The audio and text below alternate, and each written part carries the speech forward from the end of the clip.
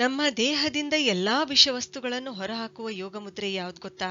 ನಿರ್ಮಲ ಮುದ್ರೆ, ಡಿಟಾಕ್ಸ್ ಮುದ್ರೆ ಅಂತ ಕೂಡ ಹೇಳ್ತೀವಿ. ನಿರ್ಮಲ ಮುದ್ರೆ ಹೇಗ್ ಮಾಡ್ಬೇಕಂದ್ರೆ, ಪೃಥ್ವಿ ತತ್ವ ಪ್ರತಿಪಾದಿಸುವ ಉಂಗುರು ಬೆರಳಿನ ಬುಡದಲ್ಲಿ ಹೀಗೆ ಈ ರೀತಿಯಾಗಿ ಈ ಸ್ಥಳದಲ್ಲಿ ಉಂಗುರು ಬೆರಳು ಮತ್ತು ಮಧ್ಯ ಬೆರಳಿನ ನಡುವೆ ಅಗ್ನಿ ತತ್ವ ಪ್ರತಿಪಾದಿಸ್ತಕ್ಕಂಥ ಹೆಬ್ಬೆರಳಿನಿಂದ ನಾವೇನ್ ಮಾಡ್ಬೇಕು, ಒತ್ತಡ ಹಾಕ್ಬೇಕು. ಇದೇನಂತಂದ್ರೆ ನಿರ್ಮಲ ಮುದ್ರೆ ಆಗುತ್ತೆ. ಇದು ಎಷ್ಟೊಂದು ಅದ್ಭುತ ಮುದ್ರೆ ಅಂದ್ರೆ, ನಾವು ಉಪವಾಸ ಇದ್ದಾಗ ದಿನದಲ್ಲಿ 10 ನಿಮಿಷ 3ರಿಂದ 4 ಸಲ ಈ ಮುದ್ರೆ ಮಾಡಿದ್ರೆ ನಮ್ಮ ದೇಹ ಕಂಪ್ಲೀಟ್ ಡಿಟಾಕ್ಸಿಫೈ ಆಗುತ್ತೆ.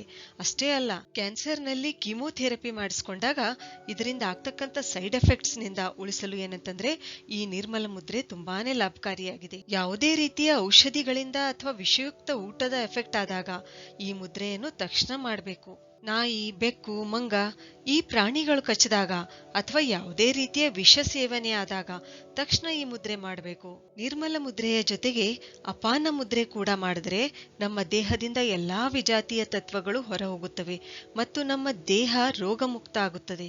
ಅಷ್ಟೇ ಅಲ್ಲ, ಈ ನಿರ್ಮಲ ಮುದ್ರೆ ಮಾಡೋದ್ರಿಂದ ನಮ್ಮ ಮನಸ್ಸಿನಲ್ಲಿರುವ ಎಲ್ಲಾ ನಕಾರಾತ್ಮಕ ಭಾವನೆಗಳು, ನಮ್ಮ ನೆಗೆಟಿವ್ ಫೀಲಿಂಗ್ಸ್ ಅವು ದೂರ ಹೋಗುತ್ತವೆ. ಸರಿ, ಹಾಗಾದ್ರೆ ಮುಂದಿನ ವಿಡಿಯೋದಲ್ಲಿ ಮತ್ತೊಂದು ಉಪಯುಕ್ತವಾದ ಮಾಹಿತಿಯೊಂದಿಗೆ ಭೇಟಿಯಾಗೋಣ. ಧನ್ಯವಾದಗಳು.